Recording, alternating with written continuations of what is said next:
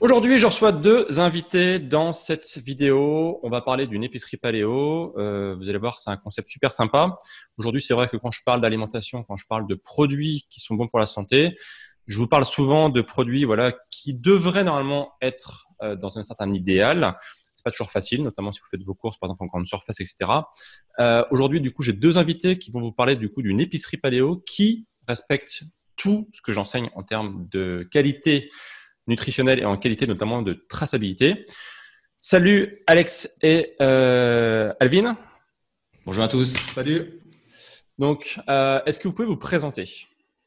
Oui. Alors moi, je m'appelle Alex et je suis le cofondateur de La Gourdinerie, donc une épicerie paléo.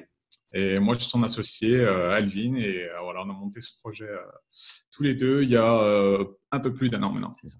Ok. Qu'est-ce que vous faisiez avant? Juste rapidement, quel est votre parcours pour arriver finalement à vouloir faire une épicerie paléo? D'où vous venez en fait rapidement? Alors, on a fait beaucoup de choses. Moi, j'ai une formation, j'ai une licence en biochimie, donc Ok. j'ai ce côté un petit peu scientifique qui m'aide aujourd'hui dans mon travail. Et Et moi, j'ai un master de droit, donc il y a un peu rien à voir, mais à côté, j'étais aussi Ça dans peut le sport. servir, ça peut servir quand on Ça est peut servir dans une dans entreprise. l'entrepreneuriat. Mais voilà, plus du côté sport où je suis parti aux États-Unis, c'est là que j'ai découvert le modèle paléo. Ok. J'ai fait du basket en université et voilà, cet aspect nutritionnel m'a toujours suivi dans mon parcours. Ok, super. Et du coup, un jour, vous vous êtes dit, tiens, on ferait bien une épicerie paléo pour pouvoir du coup proposer des alors, produits de qualité. C'est ça, dans les grandes lignes? J'ai pris il y a eu beaucoup j'ai pris un de, raccourci, non? Ouais, il y a eu beaucoup de cheminement avant, ça c'est vrai. Non, en fait, on a adhéré à l'alimentation paléo un petit peu en même temps. On avait deux objectifs qui étaient complètement différents. Moi, je voulais prendre du poids, Alvin voulait en perdre. Ça a très bien fonctionné pour tous les deux. Et quand on a commencé vraiment à s'intéresser à l'alimentation et à chercher des bons produits, on s'est rendu compte que il n'y avait pas de marque qui était vraiment transparente sur ses producteurs, sur la façon dont elle cultive ou d'où viennent vraiment les produits. Et on s'est dit que on pouvait peut-être nous apporter quelque chose là-dessus et essayer d'aller vraiment très loin en termes de transparence et de traçabilité et de proposer quelque chose qui est vraiment connecté avec les producteurs, de vraiment tout montrer. Et on pensait que ça pouvait intéresser vraiment les gens qui souhaitent vraiment mieux manger, mais aussi savoir ce qu'ils achètent. Et donc, c'est comme ça que la gourdinerie est née. En fait, c'est né tout simplement d'un constat et d'un manque qui était trop présent dans l'alimentation de grande distribution, on va dire. Et on pensait pouvoir peut-être apporter notre pierre à l'édifice de ce côté-là. Ok. Il y avait aussi un peu ce manque de confort quand on commence à vouloir bien manger, où il faut aller à chaque fois chez des petits commerçants spécialisés dans un endroit puis dans un autre. Et finalement, à force de passer du temps à chercher les choses, on abandonne un peu. Donc nous, ce qu'on voulait faire, c'était vraiment tout recentraliser derrière une marque. Et quand on sait que la gourdinerie sort un produit, on sait que c'est un produit voilà, de qualité. Ok. Donc justement, si vous deviez un peu définir vos valeurs essentielles. Donc là, on a un petit peu compris les grandes lignes, mais vos valeurs essentielles. Quand vous sortez un produit, j'imagine qu'il y a une sorte de cahier des charges. On peut pas forcément comme ça prendre n'importe quel produit en mode tout venant. C'est quoi vos valeurs? C'est quoi un produit peut du coup peut sortir chez vous? Alors, je commence. Vas-y. Alors, avant qu'il y ait un produit, il y a un producteur. C'est-à-dire qu'il y a une personne qui va cultiver, qui va euh, peut-être transformer le produit, hein, par exemple cultiver une plante pour en faire une huile, etc. Et donc, avant de parler de produits, nous, ce qu'on voulait parler, c'était des producteurs. C'était des hommes et des femmes Histoire, ouais. qui ont des histoires à raconter. Souvent, c'est des histoires familiales, des belles histoires de savoir-faire qui se sont transmises de génération en génération. Et ça, c'était vraiment le point essentiel, c'était de raconter leur histoire. Ensuite, forcément, dès qu'on arrive sur cette logique-là de petite production, forcément, ça va avec la qualité. C'est-à-dire que c'est des gens qui privilégient toujours la qualité à la quantité. C'est-à-dire produire moins, mais produire mieux. Donc mais souvent, ça va en adéquation avec la petite production et inversement, la production industrielle, c'est souvent l'inverse. Donc ça, c'était la première des choses. Et ensuite, c'était que ce produit corresponde d'un point de vue nutritionnel à ce qu'on cherche à défendre. Donc, c'est-à-dire des produits qui sont sains, voilà, qui sont bons à la santé, qui sont sains en termes de macronutriments, de micronutriments, etc. Et voilà, tout ça fait qu'on a un cercle vertueux en fait quand on a cette démarche-là et qu'on commence à consommer de cette façon-là. Je pense. Alors du coup, on peut prendre un exemple. Récemment, vous avez sorti un documentaire sur une huile d'olive que vous allez commercialiser prochainement, je crois. C'est une huile d'olive qui est déjà disponible. Super, d'accord. Et qui donc vient de Sicile. Et vous avez été rencontrer justement le producteur de cette huile d'olive. Et effectivement, comme vous disiez, là, on est vraiment loin du système un peu industriel avec tous les mauvaises choses qu'il y a à côté. Là, on est vraiment sur un cadre artisanal avec vraiment un retour aux sources et puis des personnes qui cultivent des olives de très grande qualité, qui font beaucoup de choses à la main. Est-ce que vous pouvez nous en parler un petit peu? On va montrer du coup des images aussi en parallèle de votre documentaire. Super. Alors, pour un peu présenter la Sicile, il n'y a pas de monoculture, c'est vraiment beaucoup de producteurs avec que des petites cultures et chacun est fier de son huile d'olive en fait. Tous les jours, ils amènent leurs olives à presser et c'est un peu un concours de celui qui fait la meilleure huile. Et voilà, c'est vraiment cet esprit quand on rentre dans une presse ou qu'on rentre en italien, ils appellent ça l'olificio. Et ben, on voit vraiment toutes les familles, les pères, les oncles, les enfants qui viennent. C'est la famille, quoi. C'est vraiment familial, quoi. Ok. Ça, c'est un des esprits qui nous a, on va dire, entraînés en Sicile. C'est vraiment ce côté familial, ce côté vraiment authentique en fait, quoi. Voilà, c'est ça. C'est les personnes que vous avez été voir. Ils sont producteurs de père en fils. Ils ont des certaines valeurs en fait, eux aussi en termes de culture, et ils font des produits d'excellente qualité. Vous avez dit voilà, c'est une huile d'olive qui a un goût et c'est exceptionnel en fait, quoi. C'est vraiment exceptionnel, quoi. Cette huile d'olive là, ouais, on a voulu. En fait, il faut savoir que l'huile d'olive, c'est il y en a, mais des tas. Il suffit de regarder un rayon de grande surface pour s'en rendre compte.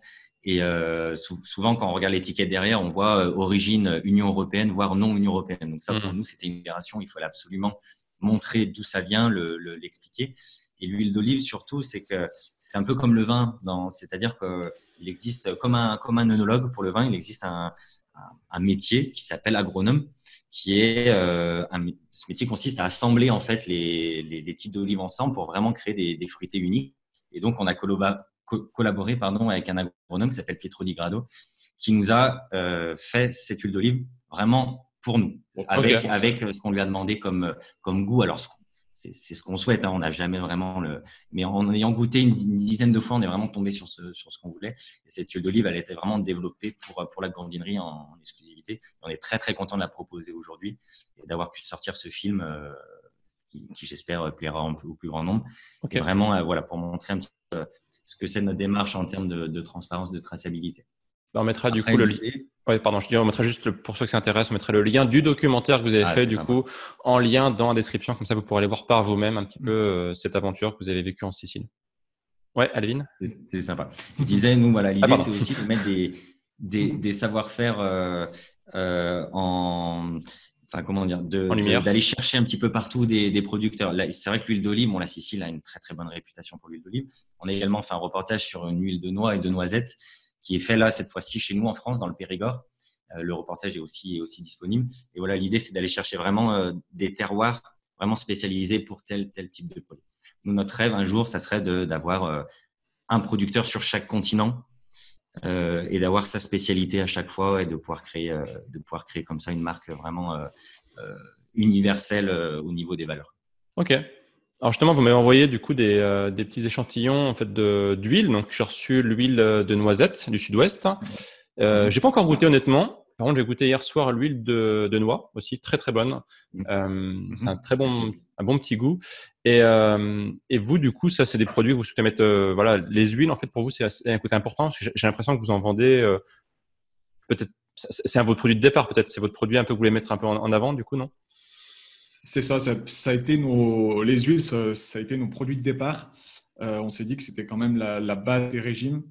La base on va dire du régime méditerranéen, c'était l'huile d'olive, l'huile de noix pour ses oméga 3 et l'huile de noisette pour son goût. Et voilà, en fait, vraiment, les huiles, ça a été notre point de départ. Et ensuite, sur les fruits secs qui accompagnaient aussi l'huile de noix et l'huile de noisette, puisque c'était au même endroit. Et voilà, c'était vraiment la base du régime. C'était pour nous les produits qui allaient peut-être plus nous aider à se faire connaître. Que voilà, on peut vraiment se démarquer sur ça. Et c'était aussi d'accès plus facile pour commencer.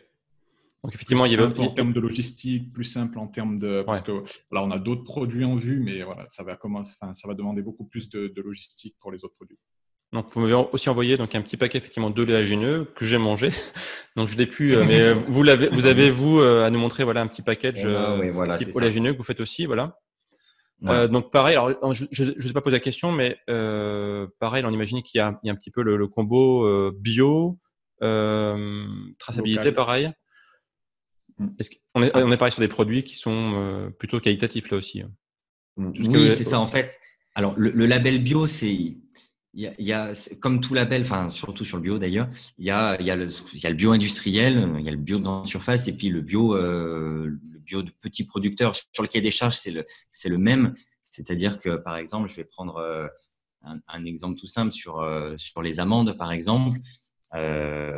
Les amandes bio qui viennent des États-Unis, qui viennent de Californie, qu'on retrouve de 80% des amandes qu'on trouve en France viennent de là-bas.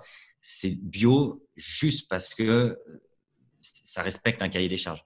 Mais si vous rendez là-bas ou simplement que vous regardez quelques documentaires dessus, c'est des immenses. Il faut s'imaginer les plaines californiennes, donc des immenses arbres bien alignés, bien en rang serré sur des hectares et des hectares, sans aucune autre culture autour. Pour nous, ça n'a rien de bio. Ça a juste le nom de bio. Ça crée aucune diversité. Les sols sont très pauvres. Enfin, je veux dire, c'est du bio vraiment industriel. Et nous, ce qu'on voulait, c'était aller au-delà de ça. Moi, je préfère presque manger un produit qui n'est pas bio, mais qui vient d'une petite production, dont je sais comment il travaille, plutôt que d'un produit bio-industriel sans avoir aucune traçabilité derrière. À savoir que nos amandes qu'il y a dans nos mélanges ne sont pas certifiées bio. En fait, le producteur est tellement petit que pour lui, ça lui coûterait trop cher de se mettre aux normes bio sur ses terres, mais il n'utilise vraiment aucun traitement. C'est presque des amandiers sauvages en Sicile. D'accord. On en trouve au bord des routes, on en trouve… et puis, ils sont… c'est vrai que cette remarque, elle est juste. Effectivement, se faire labelliser bio, en fait, c'est cher, en fait, parce qu'il faut un cahier des charges qu'il faut respecter. Et beaucoup de petits producteurs, en fait, font des produits au moins égal, voire supérieur en termes de qualité qu'un produit bio, mais il n'y a pas le label bio, quoi. Et c'est vrai que du coup, ils peuvent perdre du coup en termes de visibilité à cause de ça. Et c'est un peu dommage. Donc, c'est bien du coup que vous puissiez remettre un petit peu ces choses en avant et montrer effectivement que des petits producteurs peuvent aussi faire des produits d'excellente qualité, malgré qu'il n'y a pas de label bio, quoi. Ok. Une petite anecdote. Il y a beaucoup en Sicile de fabricants d'huile d'olive qui n'ont pas le label bio parce que justement de se mettre la terre en bio, c'est compliqué avec la mouche qui se met sur les olives et ça leur fait perdre beaucoup de production. Et ceux qui ont des toutes petites productions, ils ne peuvent pas le faire parce que voilà, leur rendement il serait vraiment insuffisant et ça ne leur permettrait pas d'en vivre. D'accord. Voilà, plein de petites choses comme ça que nous ont expliqué les petits producteurs là-bas qui nous ont fait. Alors nous, on a eu la chance de tomber sur un producteur qui avait réussi à le passer en bio. Sur l'huile d'olive parce qu'il a assez de terre.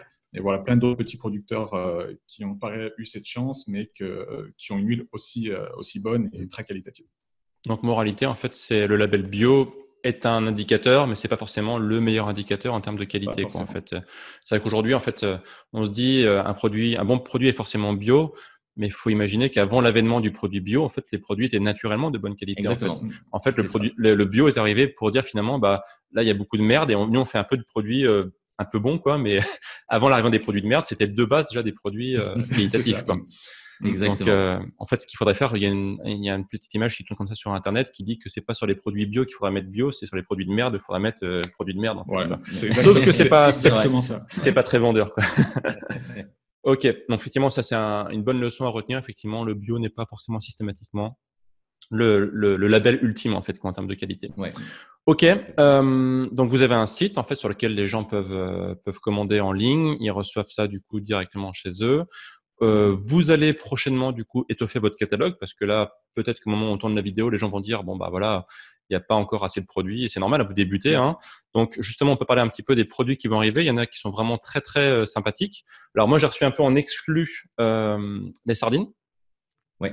J'en avais parlé dans une précédente vidéo. J'ai dit que j'avais trouvé effectivement des producteurs de sardines qui respectaient le cycle des animaux, qui n'étaient pas en pêche industrielle, etc., etc. Est-ce que vous pouvez dire 2 mots du coup sur ces sardines et ce qui les distingue du coup justement des boîtes de sardines traditionnelles qu'on trouve en grande surface? Bon, je montre un peu la caméra.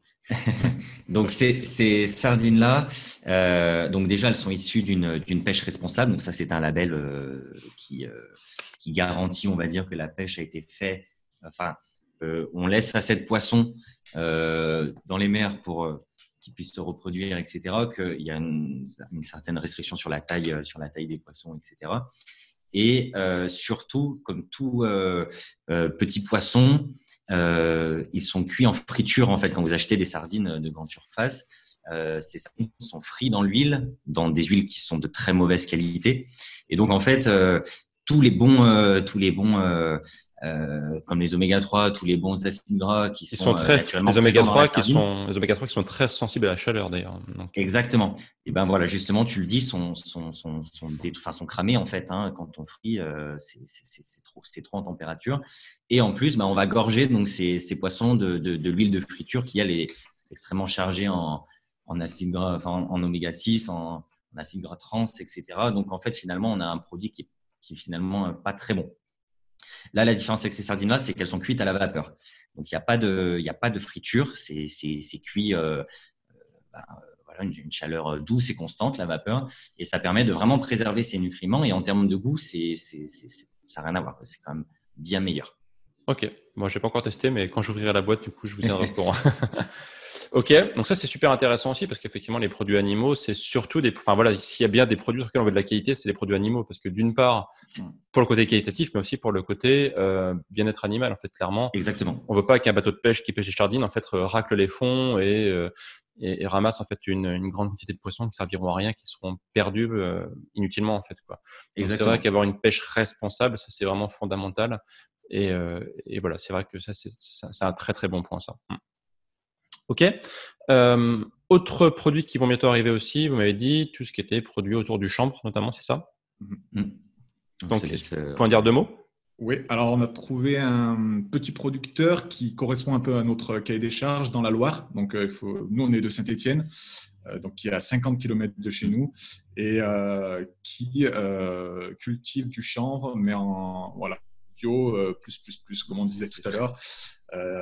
Tout naturel, il a mis en place des systèmes avec des algorithmes mathématiques qu'il a fait lui-même pour avoir pour sa presse en fait. C'est un ancien ingénieur, c'est un ancien ingénieur de Paris qui en a eu marre de sa vie de citadin et qui a décidé de s'installer à la campagne et de vivre de la terre. Et donc c'est un bricoleur né, hein, c'est vraiment MacGyver ce bonhomme. On a visité sa presse, il a tout fabriqué lui-même. Okay.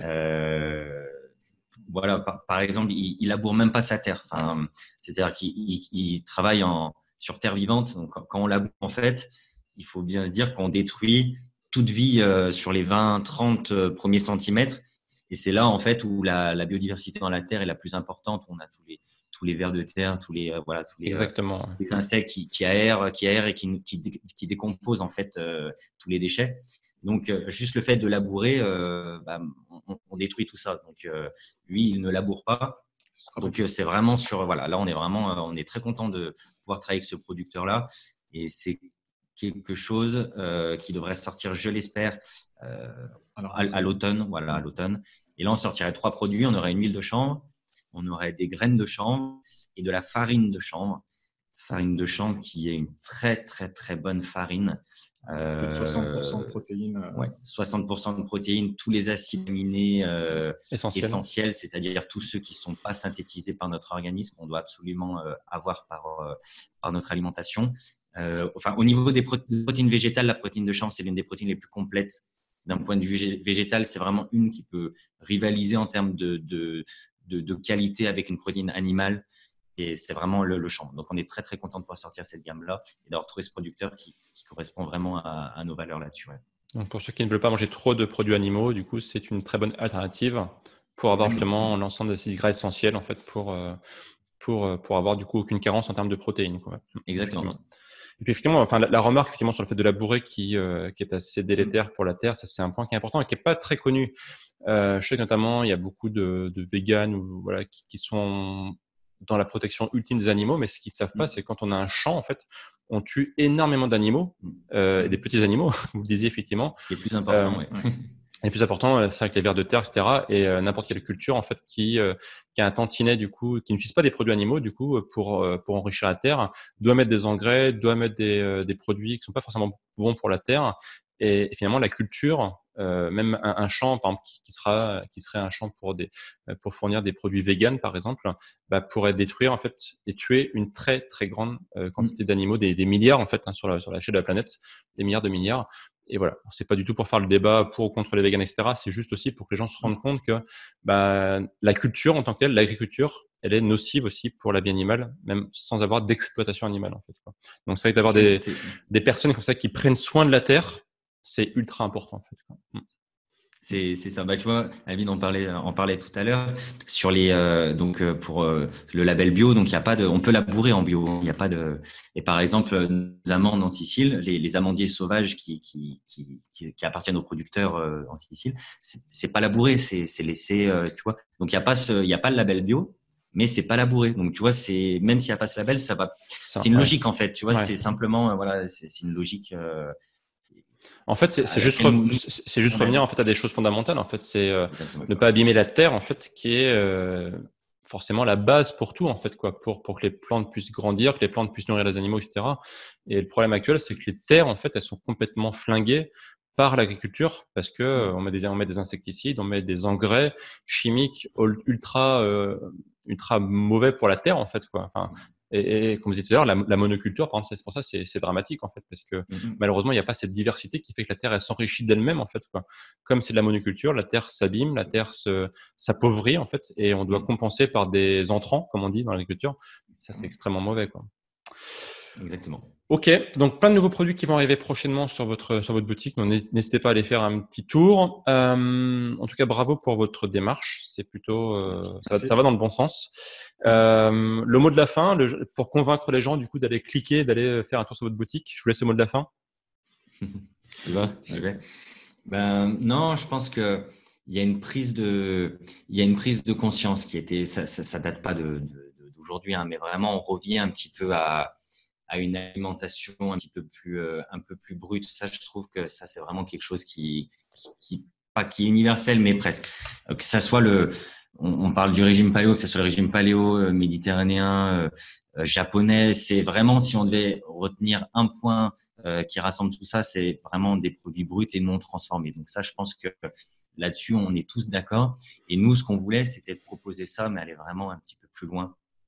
Et surtout raconter des belles histoires. Je pense que quand on montre comment les choses sont produites, on a envie moi en tant que consommateur, parce qu'on est des consommateurs avant tout, on a envie de confier, parce que quand on fait un achat, en fait, on confie notre argent et on vote pour le monde futur qu'on Exactement. Chaque euro qu'on dépense, c'est un vote pour le monde de demain, effectivement. Exactement.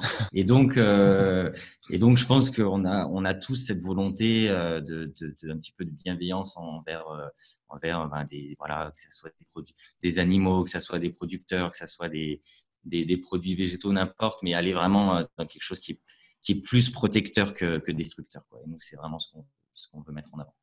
Ok. Et puis effectivement, en termes d'histoire que vous racontez, c'est vrai que vos documentaires sont plutôt très qualitatifs en termes de qualité d'image. Vous cherchez à faire un petit côté beau, on va dire juste beau. Donc bravo à vous. C'est vrai que vous avez des très belles images, des images de drones, etc. C'est super beau, quoi.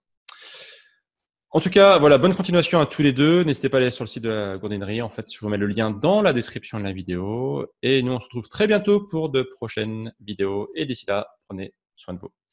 Ciao. Ciao.